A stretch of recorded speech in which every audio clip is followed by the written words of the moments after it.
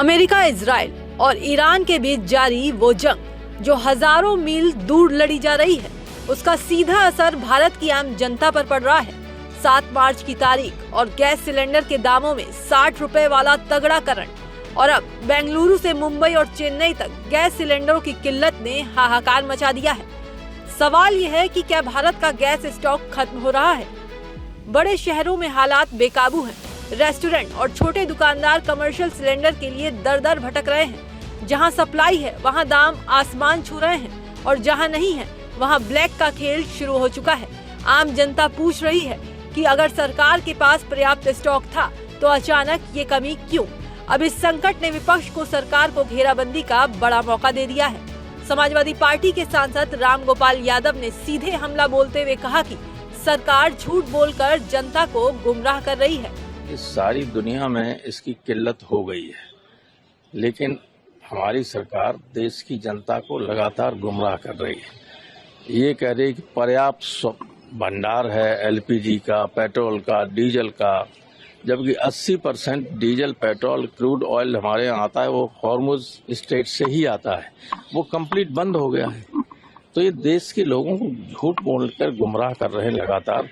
इनकी गलत नीतियों के कारण देश को बहुत नुकसान हो रहा है। सपा के ही एक और सांसद अवधेश प्रसाद ने एलपीजी सिलेंडर की कमी पर तंज भरे लहजे में कहा, इस सरकार के बस का कुछ नहीं है।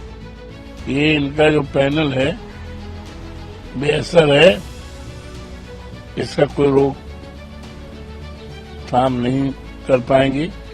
क्राइसिस दिनों दिन और बढ़ेगी और इस क्राइसिस का, एलपीजी की जो क्राइसिस है, इसका असर हमारी अर्थव्यवस्था पे चारों तरफ महंगाई बुरी तरह से बढ़ेगी और ये सरकार बेसहारा हो गई, किन कर्तव्य विमूढ़ हो गई है, इसके बस का कुछ नहीं। वहीं कांग्रेस सांसद प्रमोद तिवारी ने इसकी पूरी जिम्मेदारी पेट्रोलियम मंत्रालय पर डाल दी।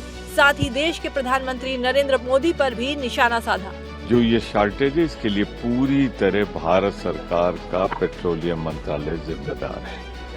मैं सिर्फ इतना कहना चाहता हूँ, मोदी जी इस देश को सर से झुक गया है जब ट्रम्प कहता है 30 दिन और पेट्रोल खरीद लो और रशिया से मैं इजाजत देता हूँ। क्या महान भारत अब ट्रम्प की दया पर निर्भर करेगा कि उसे कहां से क्या व्यापार करना है? जबकि शिवसेना यूबीटी सांसद प्रियंका चतुर्वेदी का कहना है कि ये सरकार भगवान भरोसे चल रही है, सिर्फ बड़ी बड़ी बातें की जा रही हैं। तो ये दिखाता है कि किस तरीके से खुलेआम पार्लियामेंट के क्वेश्चन आवर में हमसे सरेआम झूठ बोला जाता है। मिनिस्टर्स हमें झूठ परोसते हैं।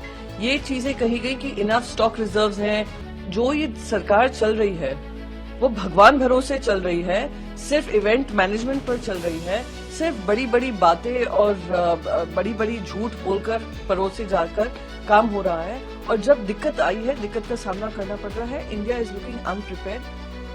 और उसका जो मैं मानती हूँ जो दिक्कत का सामना करना पड़ रहा है, आम जनता को करना पड़ रहा है। 1 हफ्ते के अंदर ही आपने एलपीजी डोमेस्टिक सिलेंडर के दाम बढ़ा दिए। आखिर ये संकट क्यों गहराया? गणित समझिए, भारत में एलपीजी की खपत बहुत ज्यादा है और देश अपनी जरूरत का आधे से ज्यादा हिस्सा आयात करता है। 2024 और 25 में हमारी खपत करीब 31.3 मिलियन टन थी, जबकि घर में पैदावार सिर्फ 12.8 मिलियन टन।